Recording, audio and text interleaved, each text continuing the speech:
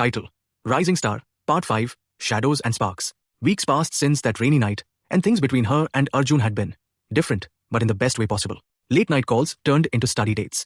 Walks home became longer, both of them finding excuses to linger a little longer. Meera had practically burst with excitement when she found out, claiming she'd totally called it. Priya, of course, just smiled knowingly and kept snapping photos of their quiet moments together. Arjun holding her sketchbook while she doodled, or the way she unconsciously leaned closer to him whenever they sat together. But just when things seemed perfect, the storm hit. It started with a text. One simple message from an unknown number. "You think you're special now?" She stared at the screen, her chest tightening. The message felt cold, angry, and she had a sinking feeling she knew who it was. "Ignore it," Arjun said firmly when she showed him later that day. They were sitting on the steps outside the cafe, the warmth of his arm resting next to hers. Someone's just jealous after the showcase. But the messages didn't stop. "You don't deserve it. People are only pretending to like you. You're a fraud." The words warmed their way into her mind, echoing the self-doubt she'd spent so long fighting. Her art started to suffer. Sketches were left half-finished, ideas felt empty. Even her once easy conversations with Arjun felt strained. "I'm fine," she insisted one evening when he caught her quietly deleting yet another message.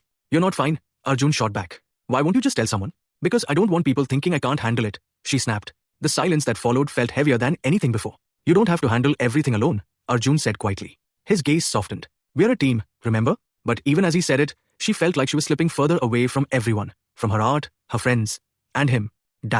It wasn't until the night of Meera's birthday party that everything came crashing down. The whole group was there, Priya taking endless photos, Meera dancing wildly in her living room, and Arjun laughing softly at the chaos. For a while, she forgot the messages. She forgot the stress and let herself enjoy the night. But when her phone buzzed again, her heart sunk. "You think your friends actually care?" Her chest tightened. The air felt too heavy. She stepped outside onto the quiet balcony, trying to breathe. "You okay?" Arjun's voice startled her. He stood in the doorway, concern written all over his face. "I just needed some air," she said, but her voice wavered. "Hey," he stepped closer, his hand finding hers. "You're not alone in this." "I know," she whispered, but her eyes betrayed her doubt. "No, you don't," Arjun said firmly. "You keep pushing me away, like you're scared I'll disappear." "I won't." Her heart twisted. "What if I mess everything up?"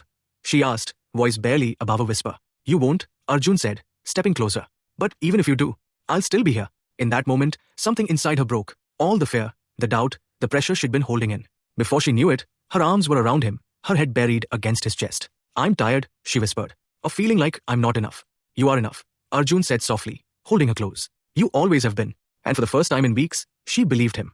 The next morning, she blocked the unknown number. With Arjun and her friends at her side, she knew she was stronger than her doubts, stronger than the voices that tried to tear her down. And when she picked up her pencil again, she knew this time she wouldn't stop.